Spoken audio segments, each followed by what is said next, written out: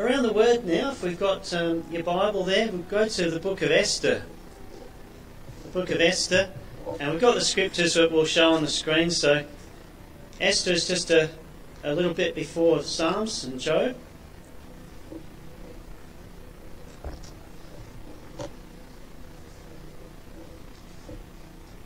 The book of Esther.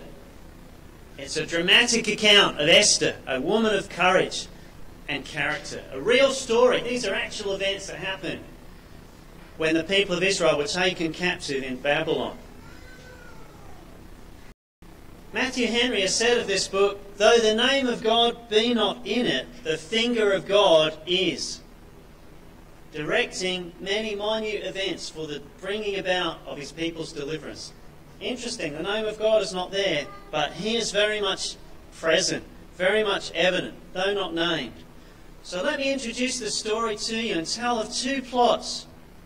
Firstly, of two plots, of a time of great danger, and then how Esther handled those challenges in her life, and draw from how Esther responded three spiritual truths that we can learn from Esther for our lives, that we can apply in such a time as this. In chapter 1 we see the king, Ahasuerus. He gives a huge feast for the nobles. It lasted 6 months. A show of great glory and treasures of his kingdom. Next he had a feast of 7 days to which he invited the people of the city. There was much feasting and drinking. So 6 months for his princes, then 7 days for the city of the people of the city. And the king wanted to show off his wealth and all of his glory of his palace. And then the king requested that the queen appear, Queen Vashti. He wanted to show her off. Just another one of his treasures that he wanted to brag about. But Queen Vashti refused the king's command. And she had more dignity than to be paraded around like that. But this was a big embarrassment to King Ahasuerus. No one can disobey the king, not even the queen.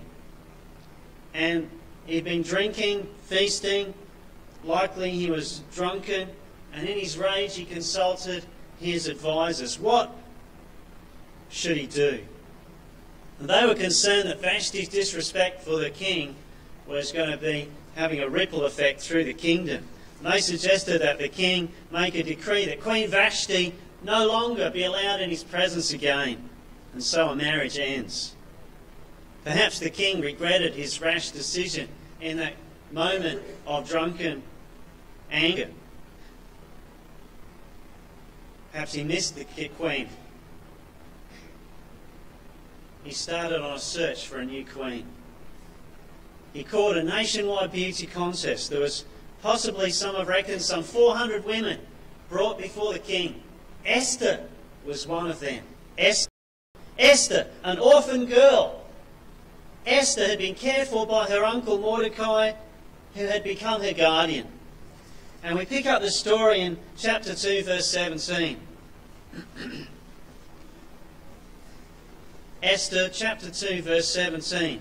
And the king loved Esther above all the women, and she obtained grace and favour in his sight more than all the virgins, such that he set the royal crown upon her head, and the queen instead of Vashti.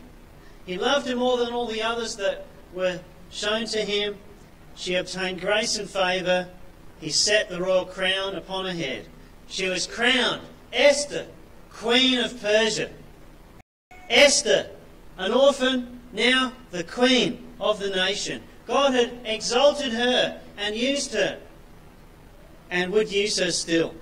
Mordecai apparently followed Esther to the palace, and he had a place at the king's gate, an important role there.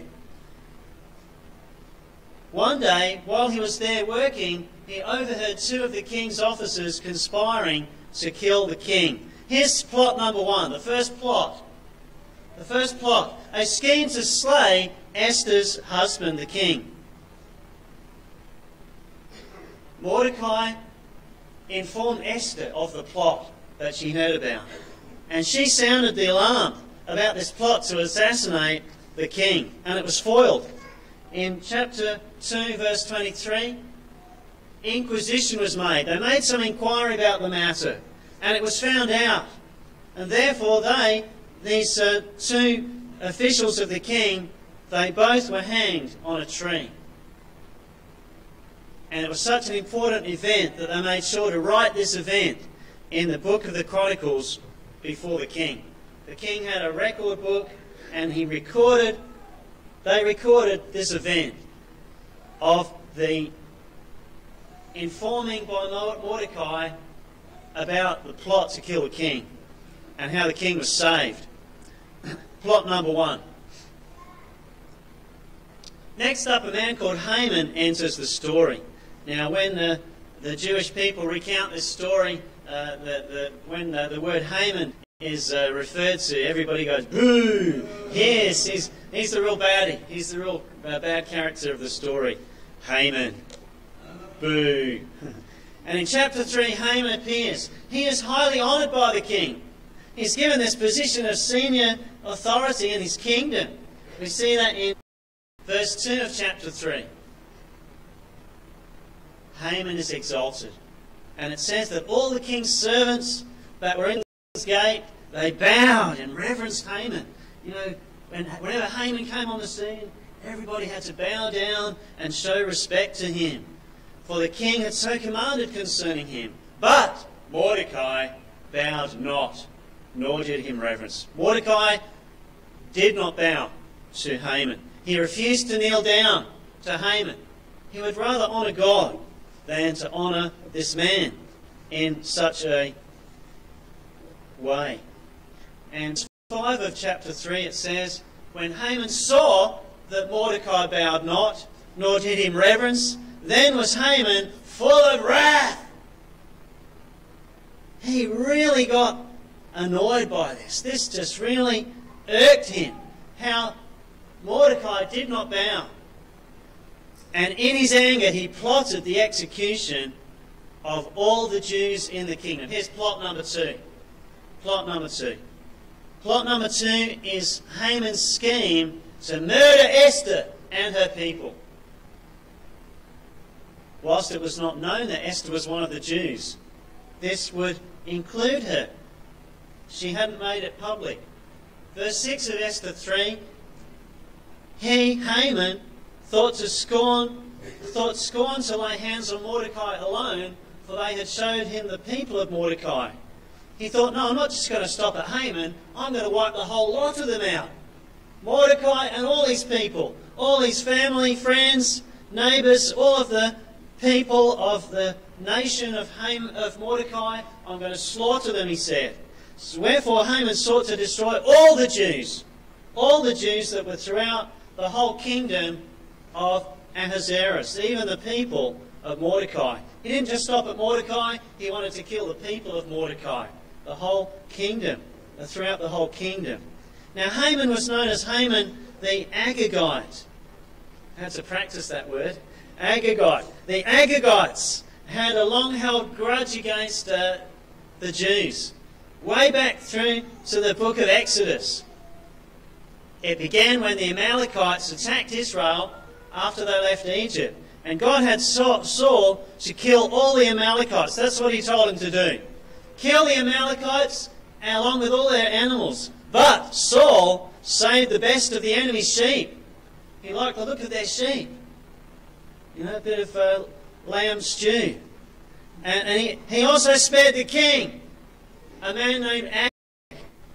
And the Agagites, descendants of the Amalekites, got their name from that king, the king that Saul didn't kill.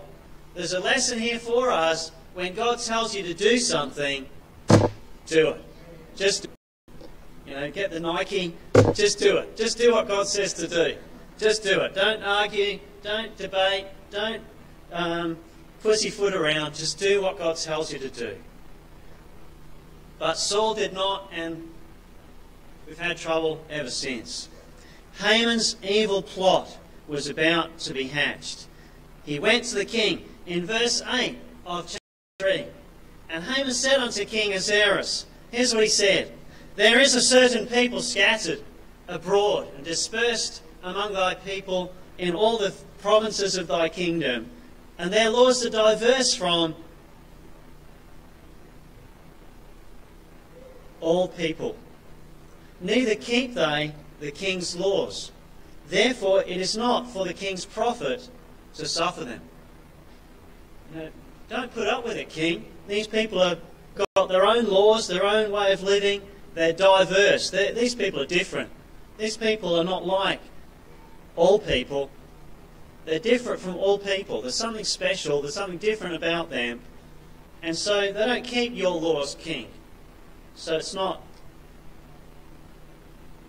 to your profit to let them live. And so he goes on in verse 9, if it please the king, let it be written that they may be destroyed, and I will pay 10,000 talents of silver to the hands of those that have the charge of the business to bring it into the king's treasuries. Let it be written that they may be destroyed. And the king agreed. The king agreed to this plot. He agreed to make this decree. And Mordecai heard of the decree. And when he did, there was great mourning among the Jews. There was great weeping and sorrow and grief. In verse 3 of chapter 4 it says, and in every province whithersoever the king's commandment and his decree came, there was great mourning among the Jews, and fasting and weeping and wailing, and many lay in sackcloth and ashes. This was terrible news, this awful decree. It was the destruction of a people, a genocide. Really, Haman was the Old Testament Hitler. He wanted to wipe out the Jews. And word of this awful decree came to the hearing of Queen Esther. Queen Esther heard of it too. Mordecai appealed to her to make a direct appeal to the king himself for her people, the Jews. Now, as I say, the king was unaware at this time that Esther herself was a Jew. She could talk with the king, but she had not been summoned by him. So there was a very real danger for Esther here to approach the king uninvited. This was unheard of. This was not something that was appropriate. It was against the law, really, against the expectations. You know, there's certain protocols with royalty, isn't there? Certain protocols that must be followed. When William and Kate came to this fair city, William and Kate were treated with appropriate protocols. There were certain rules that had to be followed, certain ways that were appropriate, how you deal with royalty. There's all these rules and regulations. There was one of them that I wasn't aware of at the time, and I broke the rules myself because I was in the crowd as Princess Kate and Prince William were walking along the row of people that were just gathering along the side of the road as they were walking to their appointment with the mayor. And I reached out my hand and shook Kate's hand. And that was really wrong. I learned afterwards, you don't extend your hand to the princess or the prince. She or he has to extend their hand to you before you shake their hand. So thankfully there wasn't a decree to put me to death for breaking the rules with royalty that day. But there was. In Esther's case there is. This rule, this danger for Queen Esther, even the queen herself, to approach the king was not the done thing. She had to be summoned by him. But she had not been summoned by him. So there was a very real danger for Esther to approach the king uninvited. Now, Princess Kate did shake my hand, but so she was very gracious, that even though I broke the rules. But it was required that Queen Esther had to wait to be called. But there was no time to sit and to wait at such a time as this. Esther knew of this law, of the danger she faced, and as she said in verse 11 of Esther 4, all the king's servants and the people of the king's provinces do know that whosoever, whether man or woman, shall come unto the king into the inner court, who is not called, there is one law of his, to put him to death. except to whom the king shall hold out the golden scepter. You know, the symbol of his rule, the scepter, that golden staff with the display upon it, that was a sign of his royal authority. If he would hold out the golden scepter, then that person could live. But Esther said, I've not been called to come unto the king these 30 days. So it seemed like there wasn't any way for her to get word to the king other than to break the rules, as it were. And Mordecai sent her back word in verses 13 and 14. Mordecai says to Esther, think not with thyself that thou shalt escape in the king's house more than all the Jews. For if thou altogether holdest thy peace at this time, then shall judgment and deliverance arise to the Jews from another place. So what he's saying here is, if you hold your peace, if you don't speak to the king, then will there be some deliverance from another place? God will overrule. God will make a way, if it be his will, to use somebody else. And then Mordecai says, but thou and thy father's house shall be destroyed. And who knoweth whether thou art come to the kingdom for such a time as this? So in other words, as much as there's great danger here,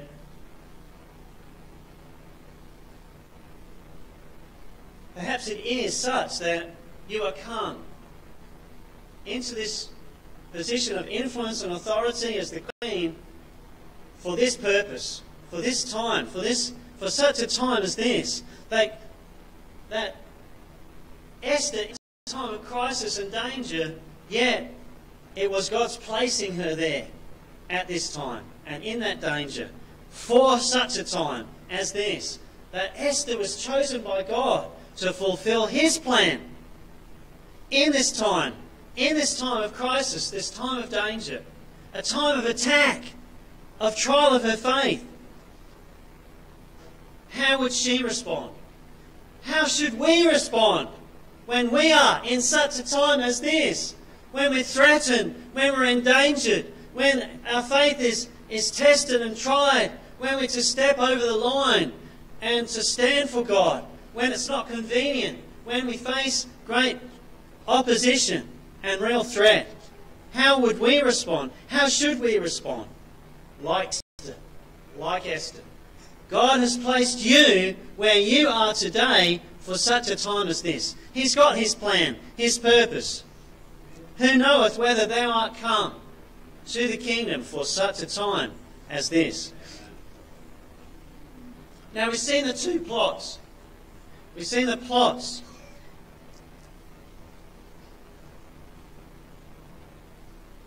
What were the plots again? What was the first plot? The plot to kill the king. I need your help here. I've got my grey matter's not as it's not as youthful as it used to be.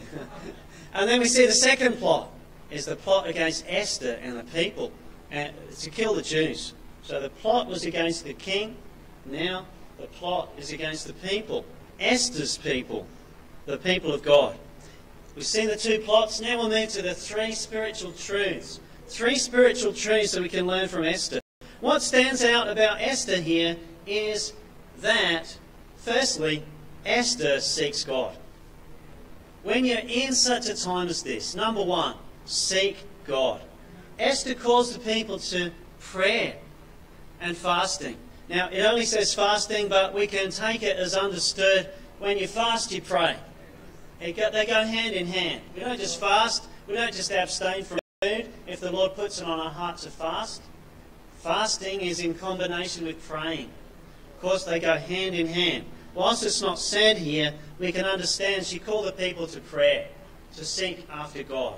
She wanted to seek God, to wait upon him, to seek his guidance, to know his direction, so that she could act wisely to deal with the situation. Now, I had it in my mind to preach about Esther, and I met a woman who was telling me how she does fast and how she was really seeking God for things in her life. and such that she would actually fast. I know there's other people here amongst us who are particularly moved of God to fast from time to time. Now, it's as the Lord leads. But the point is, pray through. Pray seriously. Pray seriously such that even food would be put aside so that you can concentrate on that time of prayer. That is the vital truth here, to seek after God. That's what Esther did. She waited upon him, she sought his guidance, to know his direction, so she could act wisely in such a time as this. And so we read here in verse 16 of chapter 4, Esther says, "Go, gather together all the Jews that are present in Shushan, and fast ye for me, and neither eat nor drink 3 days, night or day. I also and my maidens will fast likewise, and so will I go in unto the king, which is not according to the law, and if I perish, I perish." Now, as far as fasting, the human body can go 3 days and nights without food or drink. But to fast beyond that, as our Lord did, you need to partake of water. So extend beyond 3 days. You don't abstain from drink. The body is not designed for that. But we see the Bible does show 3 days, 3 nights to fast, to abstain from drink and food. But beyond that, as our Lord did, he abstained just from food. And Esther wanted to seek God's will. The word tells us we need wisdom, to ask of God for wisdom. As it says in James. James says, "If any of you lack wisdom, let him ask of God, that giveth to all men liberally, and upbraideth not, and it shall be given him." In other words, God gives to all men freely and liberally when we ask God for something, and he upbraideth not. He doesn't hold back. He gives us freely. He gives us generously. He gives to us the wisdom that we need. How? Just ask him. And that's what Esther did. She wanted to make a wise decision here, and God gave her very much, a very wise way of tackling the situation. Is it something that we face? Do we stop and to pray when we face a decision? Do we stop and pray when we're up against it, when we're in a time of crisis and danger? Do we stop and seek after God? Esther shows us to do just that. Esther did just that. She called the people to fast. She fasted herself. And of course, prayer goes along with fasting. The people sought God. They sought after God. Number one, Esther sought after God. She says, seek God. That's Esther's advice, number one. Second point, another spiritual truth we can learn from Esther is this: her self-denial. Her self-denial. She displayed great courage. You know, what did she say? I'm going to go in. I'm going to go before the throne. I'm going to break all the rules, as it were, the protocols and the expected way of doing things. And if I perish, I perish. She says, I'm going to do this no matter what, even if it costs me my life. It wasn't customary. It could have meant death for her, because no one could approach the king uninvited. She knew that. Esther stepped out in faith to do what was right. Even at risk of her own life, she wanted to do what she could to protect her people. No one could approach the king uninvited. Approach the throne. She approached the king. It must have been a tense moment. Perhaps there was dignitaries there. Perhaps there was an important meeting going on. Perhaps there was this was a men-only event, or this was just the nobility excluding her. That this was just a closed session, if you like. It'd be like trying to barge into the council meeting when there's a closed session. Oh, that's a confidential meeting. You don't go into that. But Esther opened the door and went straight in, approaching the very throne of the king. And how it must have been such a tense moment as she waited to see whether the king would extend his scepter to show her sign of his blessing. And the king did. He extended his golden scepter. He extended that staff that indicated his authority as the rule of the king. And the king received her. And the Lord granted Esther favour with the king. Notice here in chapter 5 verse 3, then said the king unto her, what wilt thou, Queen Esther? And what is thy request? It shall be even given thee to the half of the kingdom. He says, whatever your request is, make it known. Even if it's the half of my kingdom, I will give it to you. God granted Esther favour with the king. So Esther asked for a banquet with the king and Haman and herself, and for a follow-up banquet. She later asked for a follow-up banquet with the three of them. And Haman was here and he felt really excited. Wow, this is great. Dinner with the king and queen. You know, he was really chuffed. He thought, wow, I must be very special. You know, he was just so glowing with, oh, I'm so good. And then as he left the place, he saw Mordecai sitting down at the gate again, and he did not bow to him. And it didn't even matter at Mordecai. How dare he? And he got home, and his friends persuaded Haman, look, let's build a gallows. Let's build an execution instrument here to hang Mordecai on. And we can speak to the king. You can go speak to the king tomorrow and have Mordecai hanged on these gallows. So he instructed the workers to build the gallows 75 feet high. Just for that purpose. This was going to be the biggest gallows ever. This was just going to make such a spectacle. And so the workers got to work. All night long, they were banging away, chipping away, nailing away, manufacturing these gallows. Next in our story, we see divine intervention. God at work on our behalf. God at work, unseen, much moving, and acting of his own purpose. That night, the king couldn't sleep. You know, someone has reckoned maybe it was because of all that. But whatever the case, the king couldn't sleep.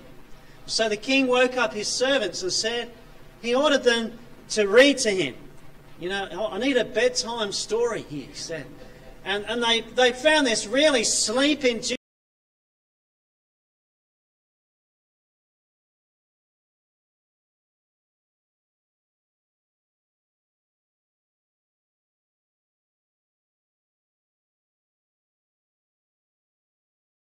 book. You know, the Chronicles of the King. It'd be like reading, the Record of Parliament or something, you know. It would just be such a boring, totally boring thing. You know, people actually turn their radio on and listen to them going on. You know, this was a real sleep-inducing book, the Chronicles of the King. And for some reason, they just happened to find the chapter that told of the time of Mordecai, where he saved the king from the assassination plot. When they read this, the king asked, you know, he still maybe hadn't really had much of a wink of sleep here, and he thought, who is in the court? Early morning, Haman was there. Just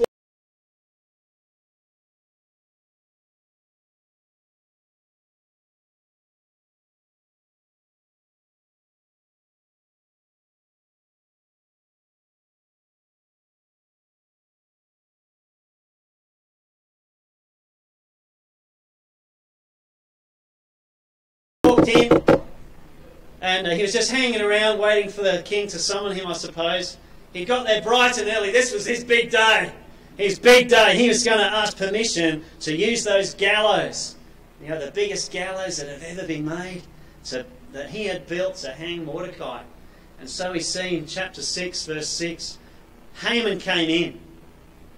And the king said unto him, what shall be done unto the man whom the king delighteth to honour?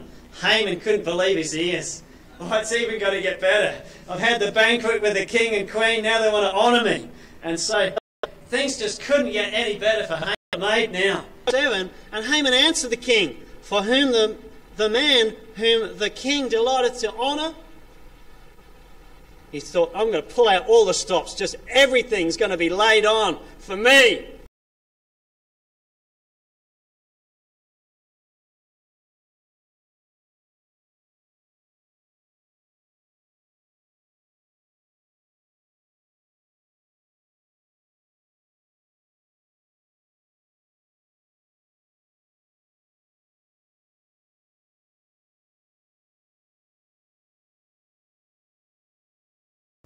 He thought it was for him. He says, let the royal apparel be brought, which the king useth to wear, and the horse that the king rideth upon, and the crown royal, which is set upon his head. The king's robes, the king's horse, the king's crown. Why not? Verse 9, and let this apparel and this horse be delivered to the hand of one of the king's most noble princes, that they may array the man withal, whom the king delighteth to honour. Let this man who the king delights to honour, let him be robed, let him be celebrated, let him be acknowledged even by the noble. The man. Hey man, I'm the man. And so it goes on there, verse 10. Then the king said to Haman, make haste.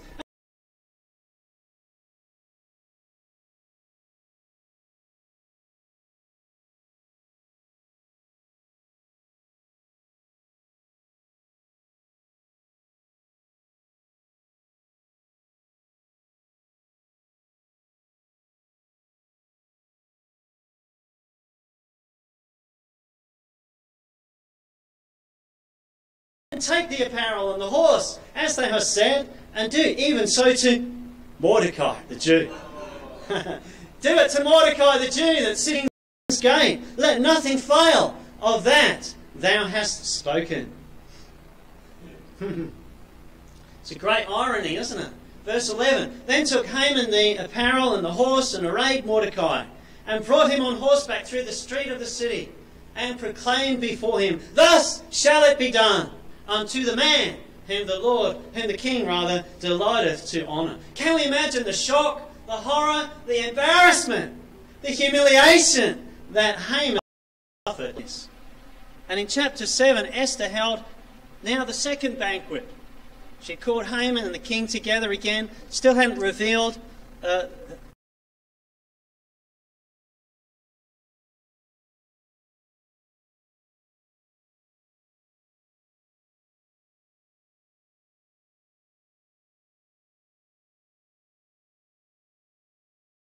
her reasons, and that her nation was the Jews. But we see that Esther called Haman and the king to meet again, and the king asked of her to let him know her request of him. Esther had been given wisdom by God and boldness to tell the king that she and her people were about to be destroyed. We see that in chapter 7 verse 3. Then Esther the queen answered and said, if I have found favour in thy sight, O king, and if it please the king, let my life be given me at my petition, my request. For we are sold. Why? How? By whom? Who has done this?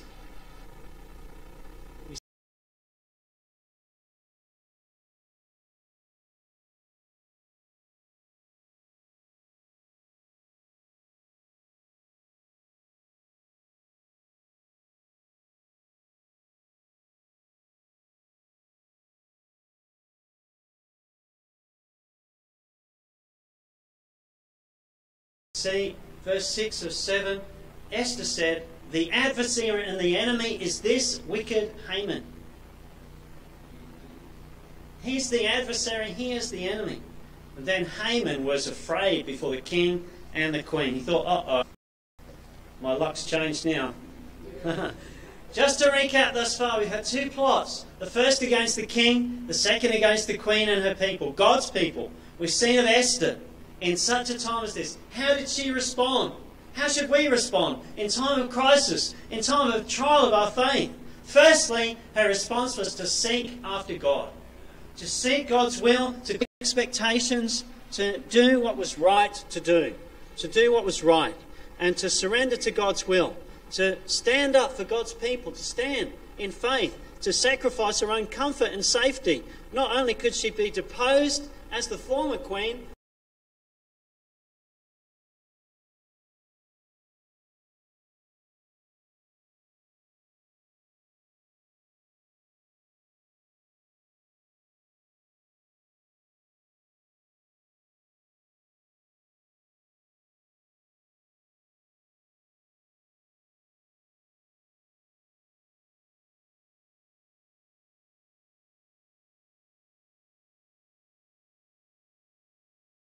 she faced the risk of her very life by virtue of what she was to do.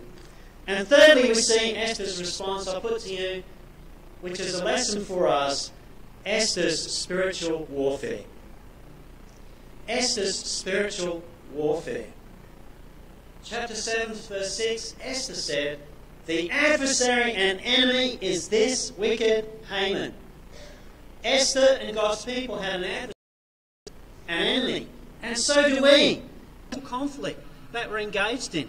Haman was acting the Agagite as King Agag, as the Amalekites, as everything that drove them, which was the enemy. It was the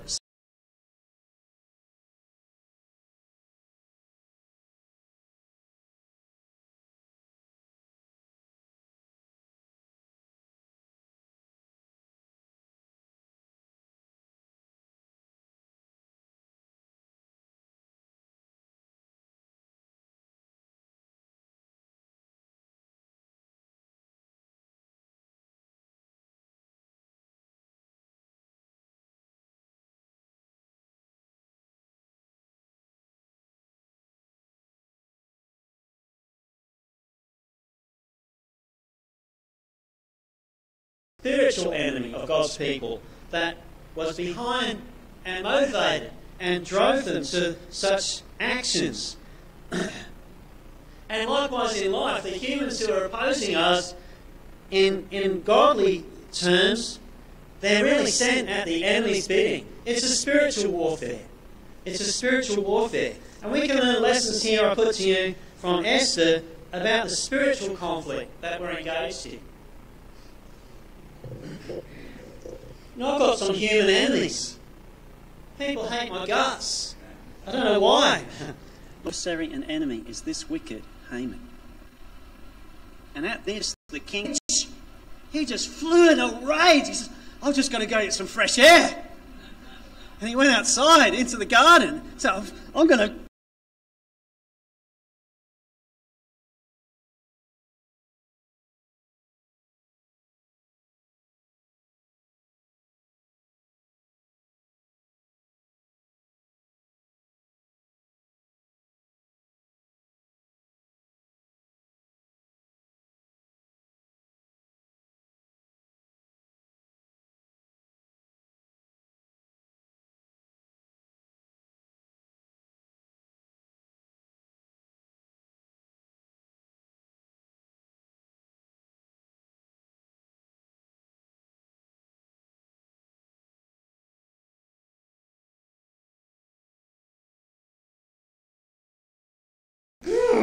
I've just got to take 5 here. And so he went up in rage, he went outside, and Haman threw himself on the couch where Esther was reclining. He said, "Please, save me." And the king walked in and he saw Haman on the couch with his wife, made him even madder still. "What are you doing now?" And then his attendant stepped up and said, "Hey, king, there's a gallows 75 feet high outside that Haman made for Mordecai." "Oh, that's a good idea." The king said, "What chapters really to read the book of Esther? Read through it again yourself.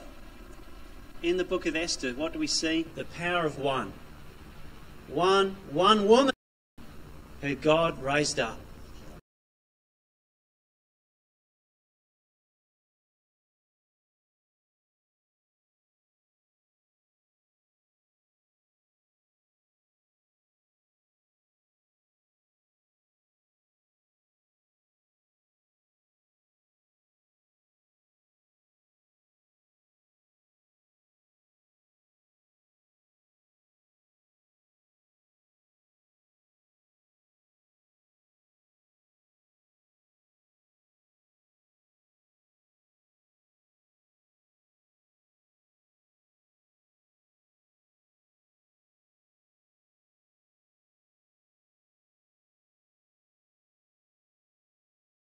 for such a time as this. One woman.